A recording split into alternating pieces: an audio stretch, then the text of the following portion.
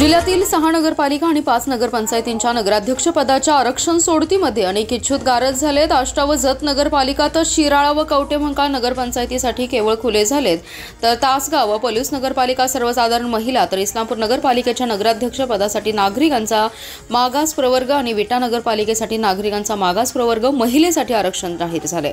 OBC आरक्षण आणि प्रभाग रचना यामुळे राज्यातील स्थानिक स्वराज्य संस्थांच्या निवडणुका लांबणीवर पडल्या होत्या। मात्र आता निवडणुकीची रणधुमाळी सुरू झाली आहे। राज्यातील 247 नगरपालिका व 147 नगरपंचायतींच्या नगराध्यक्ष पदांच्या आरक्षणाची सोडत मुंबई मंत्रालयात पार पडली आहे। यामध्ये जिल्ह्यातील 6 नगरपालिका आणि 5 नगरपंचायतींच्या नगराध्यक्ष पदाची आरक्षण सोडत काढण्यात आली। सध्या कवठेमहांकाळ नगरपंचायत वगळता इतर 6 नगरपालिका आणि 4 नगरपंचायतींच्या निवडणुका लवकरच होणार आहेत। त्यासाठी नगराध्यक्ष पदाची आरक्षण सोडत पार पडली।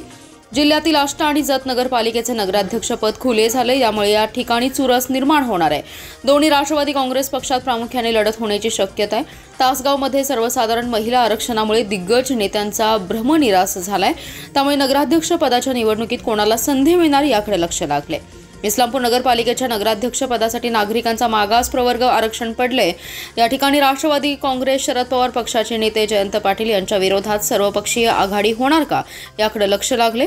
भाजपकडून सध्या माजी नगराध्यक्ष विश्वनाथ उर्फ चिमण डांगे, वैभव पवार, विजय कुंभार, गजानन फल्ले यांची नावे चर्चेत आहेत। राष्ट्रवादी काँग्रेसकडून संजय कोरे, राष्ट्रवादी काँग्रेस शरद पवार पक्षाकडून डॉक्टर संग्राम पाटील, आनंदराव मलगुंडे, तर शिवसेनेकडून तालुका प्रमुख सागर मलगुंडे इच्छुक आहेत। तर नगरपंचायतीसाठी शिराळा व कवठेमहांकाळ खुलं झालंय।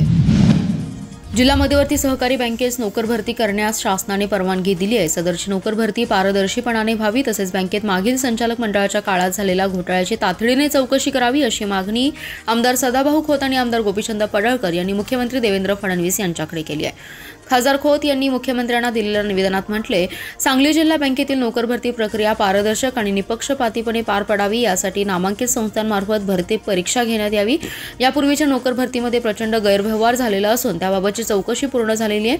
अशा परिस्थितीमध्ये जिल्हा बँकेत होऊ घातलेली नोकर भरतीमध्ये पात्र आणि योग्य उमेदवार येणं आवश्यक आहे। त्यासाठी बँकेकडील भरती प्रक्रिया निपक्षपातीपणे व्हावी आणि बँकेच्या संचालकांच्या शिफारसीनुसार होऊ नये, यासाठी सहकार खात्याच्या पॅनेलवरील कंपनीमार्फतच घेतली जावी। त्यामुळे बँकेमध्ये पात्र उमेदवारांची निपक्षपातीपणे भरती होईल। तसेच बँकेतील अपहार आणि गैरव्यवहारांच्या संदर्भात कलम 88 अंतर्गत सखोल चौकशी करण्यात यावी। यासाठी सेवानिवृत्त न्यायाधीश किंवा सेवानिवृत्त सहकार विभागातील वरिष्ठ अधिकाऱ्यांची पूर्ण वेळ चौकशी अधिकारी म्हणून नियुक्ती करण्यात यावी, अशी मागणी खोत यांनी केली आहे। या प्रकरणी तातडीने कार्यवाहीचे आदेश मुख्यमंत्र्यांनी दिले असल्याचे आमदार खोत यांनी सांगितले।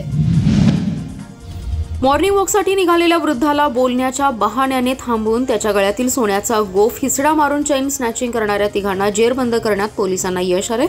स्थानिक गुन्हे अन्वेषणच्या पथकाने सांगलीवाडी टोलनाका परिसरात कारवाई केली। या तिघांकडून 3,45,690 रुपयांची सोन्याची गोफ आणि दुचाकी असा एकूण 4,05,690 रुपयांचा ऐवज हस्तगत केलाय।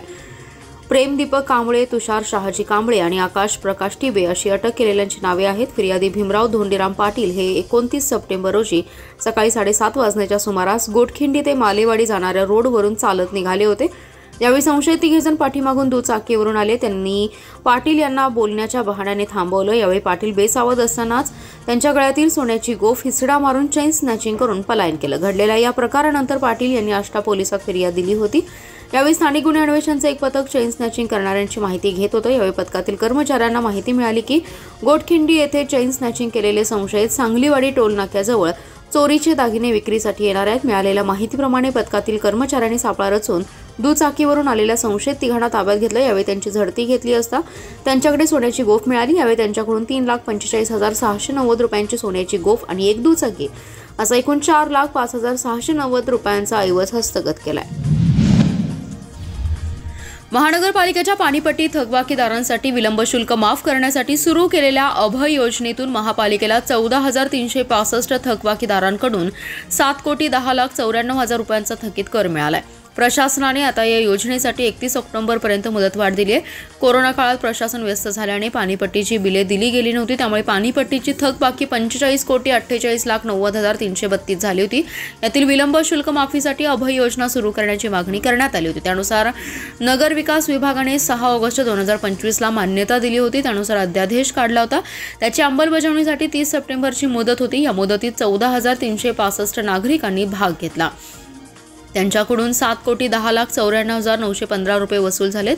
उर्वरित थकबाकीदारांसाठी 31 ऑक्टोबरची मुदत दिली गेली आहे।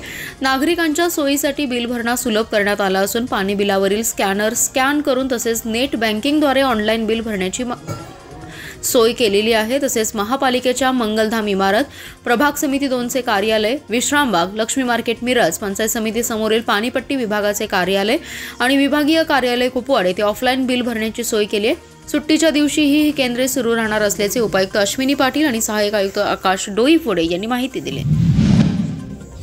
मुंबई येथे पार पडलेल्या नगरपालिकांच्या आरक्षण सोडतीत तासगाव नगरपालिकेच्या नगराध्यक्ष पदासाठी खुल्या प्रवर्गातील महिला राखीव असं आरक्षण घोषित झालं। या आरक्षण सोडतीमुळे खुल्या प्रवर्गातील दिग्गज नेत्यांचा भ्रमनिरास झालाय, तर नगराध्यक्ष पदावर दावेदार कोण असणार याची सर्वच पक्षात उत्सुकता निर्माण झाली आहे। नगराध्यक्ष पदासाठी सर्वसाधारण महिला राखीव घोषित झाल्यामुळे तासगाव शहरातील अनेक दिग्गज नेत्यांचा भ्रमनिरास झालाय। आगामी निवडणुकीच्या रिंगणात आता कोणत्या महिला नेत्यांना संधी मिळणार याकडे सर्वांचं लक्ष लागलंय।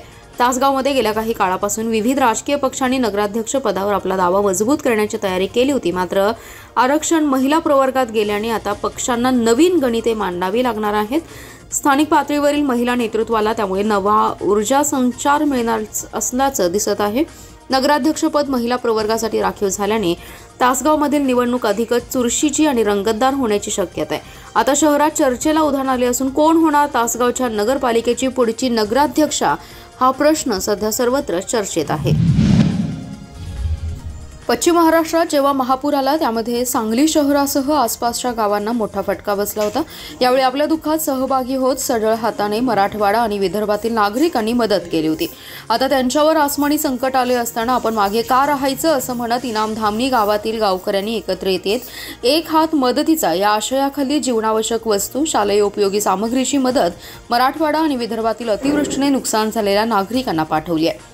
इनामधामणी, जुनी धामणी, अंकली, निलजी बामणी येथील गावकऱ्यांनी एकत्रित येत सदरची मदत जमा केली। यामध्ये शाळेमध्ये लागणाऱ्या वस्तू, अन्नधान्य, जीवनावश्यक वस्तू आणि औषधांचा समावेश आहे। आज 360 जीवनावश्यक वस्तूंचे किट्स तयार करून ट्रकमध्ये भरून भूम तालुक्यातील नुकसानग्रस्तांना पाठवण्यात आले। धामणीकरांनी 2019 आणि 2021 मधील महापुरात झालेल्या मदतीची उतराई केल्याने गावकऱ्यांचं कौतुक होते।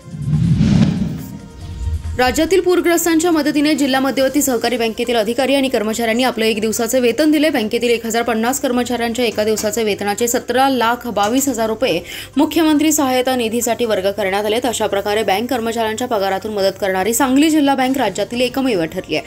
राज्यात मराठवाड्यासह काही भागात अतिवृष्टीने पूर होऊन नद्यांना पूर आलेत, काही ठिकाणी ढगफुटी झाली आहे, त्यामुळे अनेकांचे संसार पाण्याखाली गेलेत, शेती पिके वाहून गेली। या संकटात काही जणांना जीव गमवावा लागलाय। आपत्तीग्रस्तांना मदतीसाठी राज्यभरातून ओघ सुरू झाला। यात सांगली जिल्हा बँकेनेही खारीचा वाटा उतरलाय। जिल्हा बँकेच्या वतीने मुख्यमंत्री सहायता निधीसाठी 1 कोटी रुपयांची मदत केली। या मदतीशिवाय जिल्हा बँकेतील अधिकारी आणि कर्मचाऱ्यांनीही आपला 1 दिवसाचा पगार पूरग्रस्तांच्या मदतीसाठी देण्याचा निर्णय घेतला। त्यानुसार बँकेतील 1050 अधिकारी कर्मचाऱ्यांनी त्यांच्या एका दिवसाच्या वेतनाचे 17,22,000 रुपये मुख्यमंत्री सहायता निधीसाठी दिलेत। राज्यातील अनेक सहकार संस्था, साखर कारखाने, बँकांनी पूरग्रस्तांना मदत दिली, पण जिल्हा बँकेच्या कर्मचाऱ्यांनी अशा प्रकारे मदत देण्यास सांगली जिल्हा बँक राज्यातील पहिलीच बँक ठरली आहे। जिल्हा परिषदेच्या कर्मचारी असतानाही लाडकी बहीण योजनेचा लाभ घेतल्याची चूक झाली, या कृत्याबद्दल माफ करण्यात यावे असा खुलासा या योजनेच्या बोगस लाभार्थींनी जिल्हा परिषदेला दिलाय। या महिला कर्मचाऱ्यांवर कारवाईचे प्रस्ताव मुख्य कार्यकारी अधिकाऱ्यांपुढे ठेवण्यात आलेत। गतवर्षी विधानसभा निवडणुकीपूर्वी राज्यातील महिलांसाठी मुख्यमंत्री लाडकी बहीण योजना सुरू करण्यात आली होती। 18 ते 65 वयोगटातील महिलांना लाभ देण्यात येतो, मात्र सरकारी कर्मचारी असतानाही मुख्यमंत्री लाडकी बहीण योजनेचा लाभ घेतल्याप्रकरणी जिल्ह्यातील 3 ग्रामसेविका, 5 आरोग्य सेविका आणि महिला शिपाई अशा 9 कर्मचाऱ्यांवर कारवाई होणार आहे। प्रशासनाने त्यांना नोटिसा काढून म्हणणे सादर करण्याचे आदेश दिले होते, त्यानुसार त्यांनी उत्तरे दिली आहेत। आता त्यांच्यावर शिस्तभंगाची कारवाई टांगती तलवार आहे। महिला व बालविकास विभागाकडून बोगस लाभार्थींचा शोध घेतला। त्यानुसार राज्यभरातील जिल्हा परिषदांमधील 1183 महिला कर्मचारी निष्पन्न झाले। यामध्ये सांगलीतील 9 महिला कर्मचाऱ्यांचा समावेश आहे। त्यांनी खुलाशामध्ये एकीनं म्हटले की योजनेसाठी अर्ज करताना माझे वार्षिक उत्पन्न 2.5 लाखांच्या आत होते। दुसऱ्याने म्हटलं योजनेच्या लाभासाठी कुटुंबियांनी परस्पर अर्ज केला, त्याची माहिती मला नव्हती, तरीही माझी चूक झाली असून मला माफी करावी। तिसऱ्या महिलेने म्हटलंय नियम आणि अटींची माहिती नसल्याने अनावधानाने लाभ घेतला। नशा छोडो राष्ट्र जोडो हा संदेश देण्यासाठी सांगलीत रविवारी आयोजित करण्यात आलेल्या नमो मॅरेथॉनमध्ये 1,500हून अनेक स्पर्धकांनी सहभाग नोंदवला। या स्पर्धेत मुलांमध्ये अभिनंदन सूर्यवंशी आणि मुलींमध्ये प्रणाली मंडले यांनी प्रथम क्रमांक पटकावलाय। पंतप्रधान नरेंद्र मोदी यांच्या वाढदिवसानिमित्त आमदार सुधीर गाडगीळ यांच्या मार्गदर्शनाखाली नमो रन मॅरेथॉन स्पर्धेचं आयोजन करण्यात आलं होतं। नशा छोडो राष्ट्र जोडो स्वभारत सशक्त भारत हा संदेश देत तरुणाईला व्यसनमुक्त जीवनाकडे वळवणे आणि राष्ट्रप्रेम जागवणे हा या उपक्रमामागचा प्रमुख उद्देश होता। स्पर्धकांनी उत्साह, शिस्त आणि सामाजिक बांधिलकीचं उत्कृष्ट दर्शन घडवत मॅरेथॉन यशस्वीपणे पूर्ण केली आहे। मुलांमध्ये अभिनंदन दीपक सूर्यवंशी, आकाराम बिरादार, इराप्पा बेळगी, वैभव पवार, साहिल किरण सावळे यांचा अनुक्रमे 5 क्रमांकाचं बक्षीस देण्यात आलं। तर उत्तेजनार्थ सागर शर्मा, ऋषिकेश दादा सोसरगर, तुकाराम विजय कुल्लाळकर, प्रतीक मारुती पाटील, श्रीधर कांबळे, मुलींमध्ये प्रणाली नामदेव मंडले, तनुजा सचिन सोळांदूरकर, ऐश्वर्या दीपक धोत्रे, सुमित्रा रावसाहेब खंडागळे, आराध्या गणेश शिंदे आणि उत्तेजनार्थ आराध्या अमृत राजमाने, शीतल आप्पा पांढरे, सुहाना इरफान शेख, मयुरी संतोष राणे, अरिफा उमर शेख सर्व विजेत्यांना रोख रक्कम, स्मृतिचिन्ह आणि प्रमाणपत्र तसेच उत्तेजनार्थ स्पर्धकांना शील्ड व प्रमाणपत्र तसेच सर्व सहभागी स्पर्धकांना सहभाग प्रमाणपत्र देऊन गौरवण्यात आले। यावेळी आमदार सुधीर गाडगीळ, पृथ्वीराज पवार, शरद देशमुख, सुनील भोसले, शैलेश पवार, विशाल पवार, शरद नलवडे, प्रीती काळे, श्रीधर जाधव, अनिकेत खिलारे, शुभम देसाई आदींसह युवा मंचचे अनेक पदाधिकारी आणि कार्यकर्ते उपस्थित होते।